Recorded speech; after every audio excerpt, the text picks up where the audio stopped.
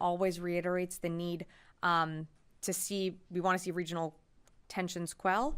And I'm not just talking about in the last few days. These are calls, from the very beginning. We've never wanted to see a wider regional conflict. That's why you've seen us surge different assets to the region at different times. We've had multiple carrier strike groups in the region. We had a carrier strike group in the Eastern Med. We have different capabilities there now. It's certainly something that's on the Secretary's mind. It's on the President's mind, and on this administration is working night and day to ensure that there is not a wider regional war. Joe. Thanks. How many times has the Secretary spoken to his Israeli counterpart since Sunday? Since Sunday, the Secretary spoke with Minister Gallant on Sunday. He spoke with him twice on Tuesday, and then again yesterday, which was Wednesday. So he spoke to him before and after these attacks were reported in Lebanon over 2 days. What's his reaction? What's his response? What did he support? Was he informed ahead of time? If he was, what was he told? And so what's his reaction to these attacks? So in terms of, the attacks that we're seeing in Lebanon, we were not aware of either incident of what happened on Tuesday or on Wednesday. We're continuing to monitor what's happening in the region. I'm not going to be able to go beyond what General Ryder also read out at the podium from the Secretary's calls, but what I can tell you is that I just don't have more to provide on these incidences, but to what Lito was asking on the larger point on regional escalation, that's something that of course we're worried about, we're concerned about. That's why you've seen us move the assets that we have to the region, which does send a message, I think, to anyone that would want to attack our forces or attack Israel, that we are there in their self-defense. But we've been very clear from the beginning. We do not want to see a wider regional conflict, and that's something that's certainly on the Secretary's mind. Well, just finally, previously you guys have said that you had seen the Iranians' posture to respond to the assassination of a Hamas official in Iran months ago.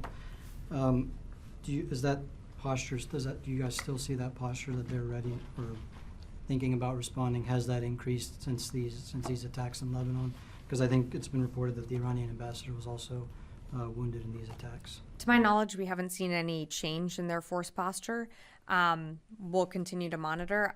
I can only speak for U.S. forces and what we are capable of doing and how we are postured. And I'll remind you that, the capability that we have in the region is more than we had on April 13th when Iran did launch that attack against Israel. So, we're confident in the ability that we have there right now to protect our forces, and should we need to, come to the defense of Israel as well. Yes, hi. Thank you, Sabrina. What happened over the past couple of days, regardless of who the culprit is, it just doesn't help putting out the fire in the region and doesn't help the efforts at all, right? Like at preventing anything wider in the region. Is that a question? Yeah, is that correct? I would say that any attack that is going to escalate tensions in the region is not going to be helpful to de-escalating any tensions, or to, ultimately what we want to see is a ceasefire deal come through. We want to see hostages come home. We want to see, the war that's happening in Gaza come to a close. And that's why you're seeing so many efforts from different parts of this administration continuing to engage in the region and trying to, get a ceasefire deal in place. And we keep getting close, and, I would refer you to the State Department and others to kind of speak more to that framework. But that's what we ultimately want to see in place. Anything that adds to raising those regional tensions, of course, is not going to be helpful. And that's why, the Secretary has been clear. You'll have to remember, and you can look back at some of our statements from then, on October 8th, when we were moving assets to the region, when the Ford was moved to the Eastern Mediterranean, we were talking about not wanting to see this escalate to a wider regional conflict. And we've been very consistent in that since the beginning. Considering all of that, the Israeli government are now saying that they're entering a new phase in the war, and now they're going to focus on the north. God knows how long that is going to take, because the last one has been going on for more than 11 months now. And we can't even talk about a distant dream of this ceasefire now. It was 90% just a couple of weeks ago. Now we're not even talking about the possibility of a ceasefire. So when all of this is happening, can you please once again reiterate that we're fully behind Israel militarily, no matter what happens, no matter what your policy is, we'll come to your defense. So, just on the, what the comments that you're referencing came from Minister Gallant, I would refer you to his office to speak to that. I'm the spokesperson for the secretary, not him. We are there. The movements that you've seen us made are there also to protect our own forces in the region that have come under attack in different places in the Middle East. The president has been very clear that we are there to support Israel in their self-defense should they need it. And I mean, you don't have to be reminded, but on April 13th, they were the recipient of a massive attack from Iran. So should that attack or something like that ever happen again, we have forces in the region to help defend Israel. And that is a commitment that you've seen this administration make. Louis.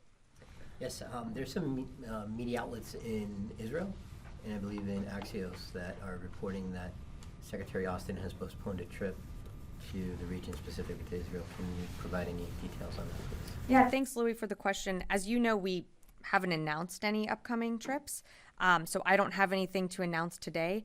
When we are ready to announce a trip, we certainly will keep you updated, but I just don't have more to share on that. Oh, Can I go follow ahead. up with another question? Sure. The Secretary and Minister Gallant have been speaking quite frequently. And during those communications, pre and post, I believe one of the readouts from the Israeli side, I think it was on Monday night, said that the opportunities for a diplomatic solution in Lebanon were decreasing. Is that something that, an assessment that is also shared here by the Pentagon in the wake of that conversation? Well, in terms of the ceasefire deal, I would refer you to the State Department, who's really the lead on that. But I can tell you that we do not believe that the deal is falling apart. We believe that that is the best way to end the war that's happening in Gaza and to lower those tensions in the region. And that's why you keep seeing administration officials from all across this administration go back into the region and continue to engage, different countries, different partners there to try and bring a deal closer together. Because ultimately what we're talking about is bringing hostages home and an end to what has been, I think it was referenced earlier, an almost year-long conflict. And that's what I think everyone wants to see, is this come to a close and see a new path forward for the Palestinians in Gaza and see our hostages come home. So no, is the deal done? I don't think so. We're still working towards that every single day, but we need the commitment from all of those involved to make sure that it can be put into place. Joseph. Thank you, Sabrina. So back to the 4 or 5 phone calls between Secretary Austin and Minister Gallant. Is it fair to say, because if we read the press releases here at the Pentagon and we see the Israeli reports, it looks like Secretary Austin is not on the same page with Minister Gallant when it comes to reducing tensions, avoiding any incursion in Lebanon. Is it fair to say that there are some differences between Secretary Austin and Minister Gallant? Well, I won't speak for Minister Gallant. I can only speak for Secretary Austin. I think there is a shared agreement that no one wants to see this broaden out to a wider regional conflict. There's also an agreement that we want to see a ceasefire deal put into place. The parameters of that deal and how it gets implemented, those are still being negotiated. And again, I would refer you to the State Department, who's really lead on, and the NSC, who's really lead on some of those negotiations.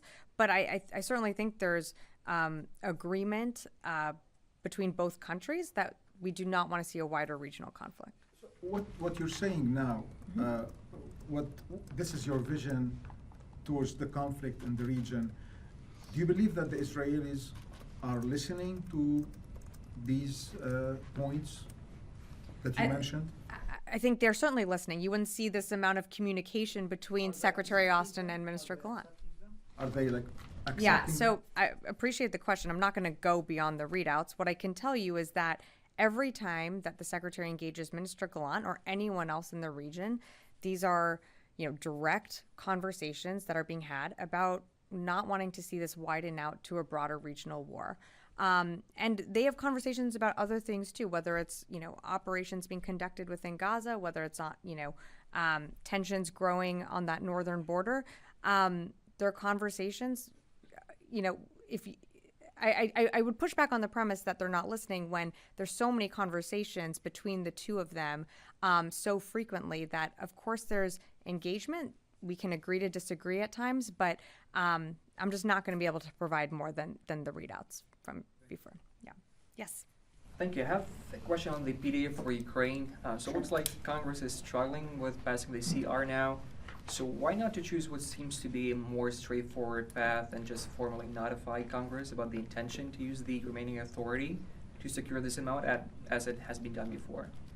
Well, we do plan to use the authority that we have allocated for, we do plan to use the amount that's allocated for authority. It's being able to extend that authority to use it beyond the fiscal year that we are working with Congress on. So there is every intention that we want to use every dollar and cent of that authority, but the issue is also we can't draw down packages without that those capabilities on our shelves. So that's something that we're also working with. And I'd remind you too that during the 6 month that we didn't have that supplemental package, we weren't able to restock our shelves. So that's why we need Congress to offer this extension to allow us to continue to dole out those PDA packages. But my understanding is that it can be extended without Congress passing in other legislation if the State Department just notifies the Congress that there's an intention to use that. So why not to choose that path? Well, right now, we're working with Congress to extend this authority. Look, there is bipartisan agreement in Congress that we are going to continue to support Ukraine for as long as it takes. And you're seeing that on both sides of the aisle. So I think that there is agreement on we're going to continue to support Ukraine. We're working with Congress right now. When I have more to share, I will. One more. Do you have maybe a number for how much money remains from those recalculated accounting errors for aid for Ukraine? Do you have anything with that?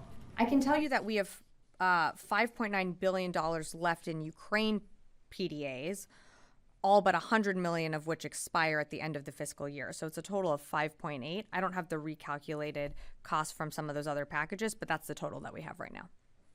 Tony, I know you're going to ask a PDA Try this question. another way. Sure. You've had since April to spend all this money. You guys move with alacrity on a lot of stuff. You had a $1 billion PDA, and then the rest have been in the $250 million range. Mm-hmm. Why have you not obligated all this, used this authority to this point? This doesn't make a lot of sense. Well, Tony, the reason why we haven't been able to send out what you're saying is larger packages is because we have to have those systems, those capabilities, those munitions on our shelves. If we don't have something on our shelves, we can't just send it out. And so that's part of the reason why, you've seen a range of in size of these packages, but they are metered and they are also done that way because that's how the Ukrainians also receive some of these capabilities, and it helps them also be able to process it, get it to their front lines or wherever they need it to go.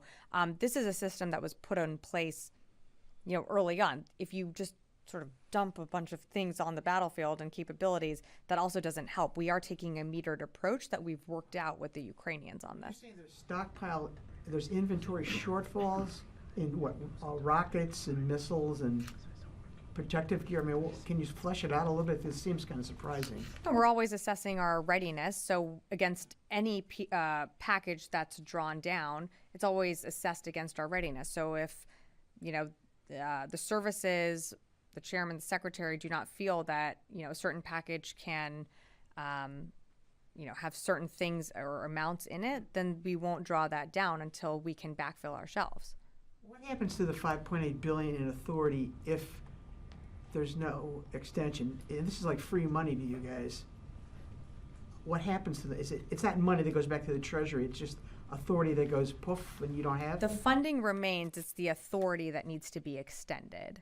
So we're working with Congress. Again, we're continuing to engage. When I have more to share, we will. But this is something that, as I mentioned earlier, has bipartisan support to make sure that Ukraine is continuing to get what it needs on the battlefield. So we're going to continue to work with Congress on this issue. Okay. Yeah, Phil. Two questions back on Israel. One is, the administration's been quite clear that it's going to do what it needs to do to help Israel defend itself. Does that apply to an Israeli offensive into Lebanese territory? That's the first question. The second question relates to, Israeli intentions. You said that that the United States and Israel share the desire to not have this escalate into a regional war. Would an escalation in Lebanon be that regional war that you're trying to avoid? And if so, help me understand how there is agreement there between the United States and Israel. So on your first question, Phil, I think we've been pretty clear from the beginning that we are there in the defense of Israel should we need to come to their defense. We're not going in and supporting offensive ground operations in what they do, whether it be in the north or in Gaza. And the president has been very clear that you're not going to have U.S. boots on the ground in Gaza. As you might remember, when we set up a maritime corridor that brought, close to 30 million pounds of aid through, we did not have U.S. boots on the ground to do that. So the president was very clear at the very beginning on what the United States' role is when it comes to Israel's operations.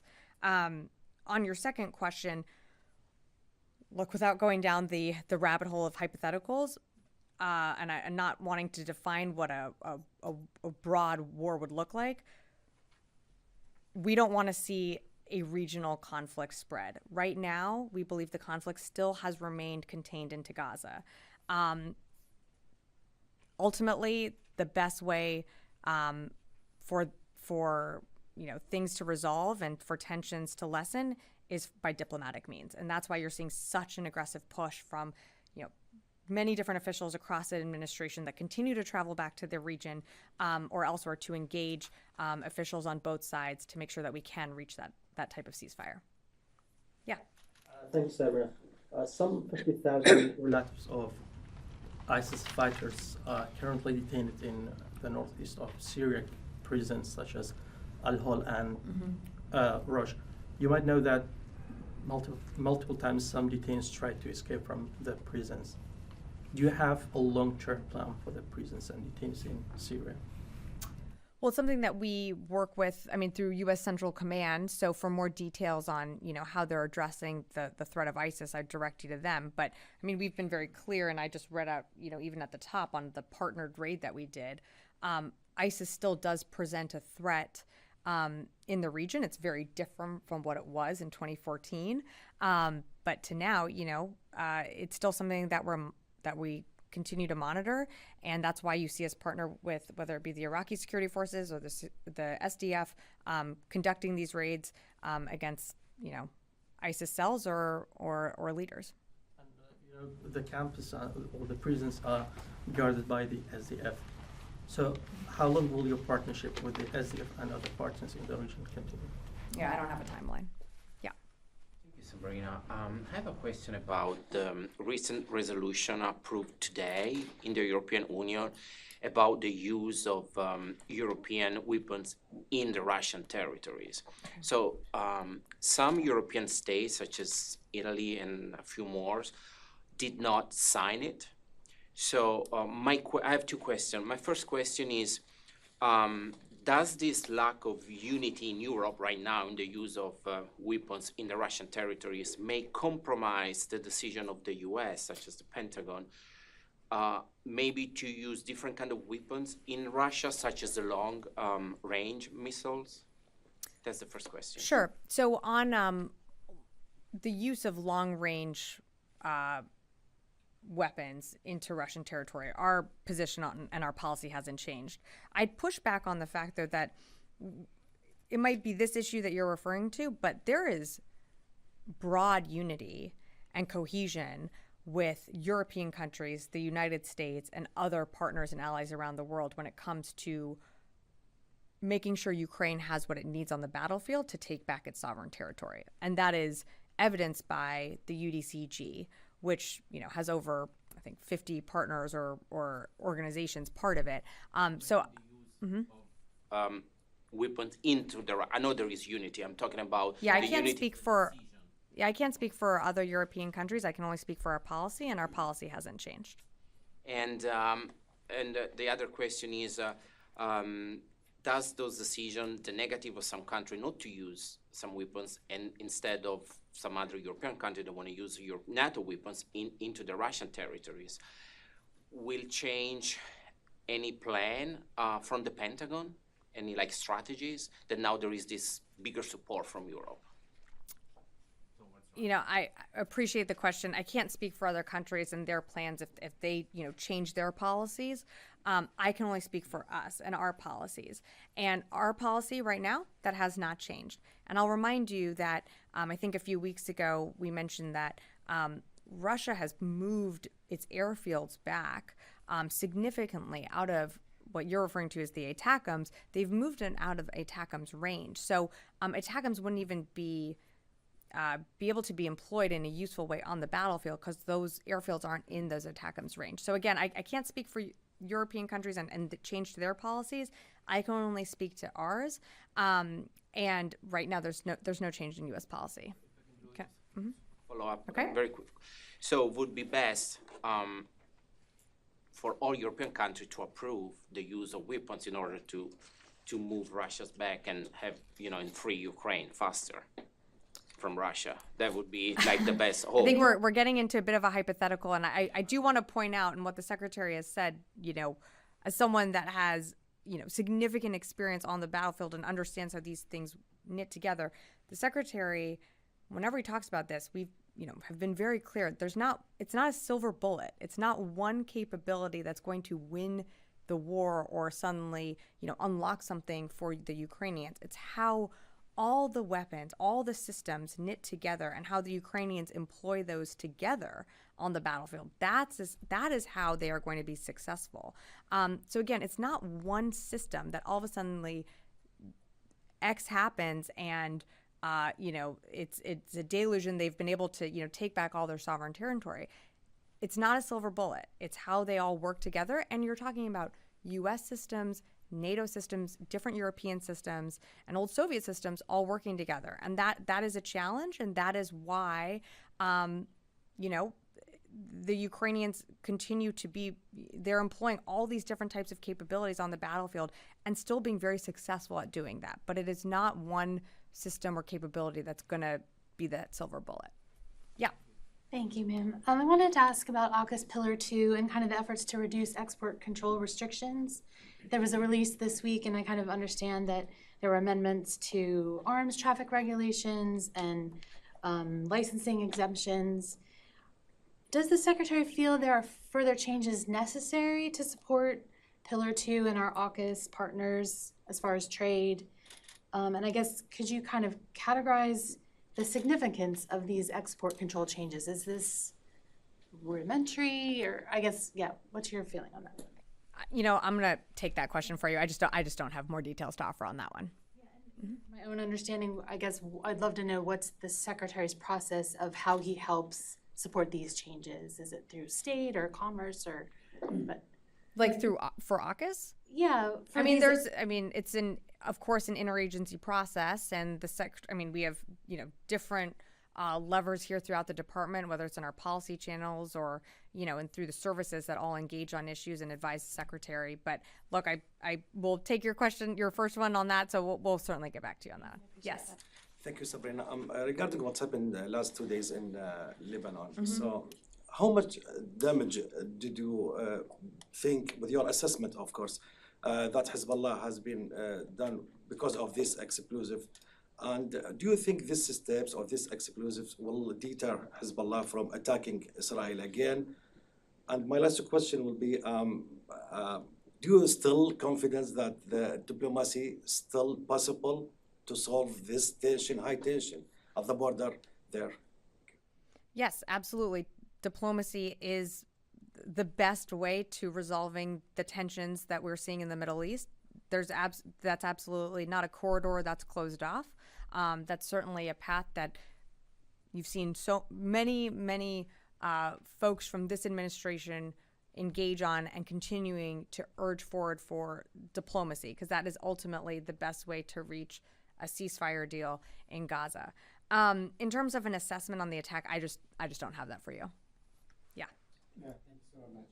A quick question on the new leader of Al-Qaeda. Some reports indicated that Saif al-Adl apparently moved from Iran to into Afghanistan recently.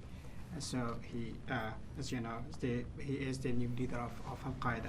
And also there are reports that a bunch of other people who are with Al-Qaeda or affiliated with Al-Qaeda and ISIS moved into Afghanistan, and they are close with some faction of Taliban like Haqqanis.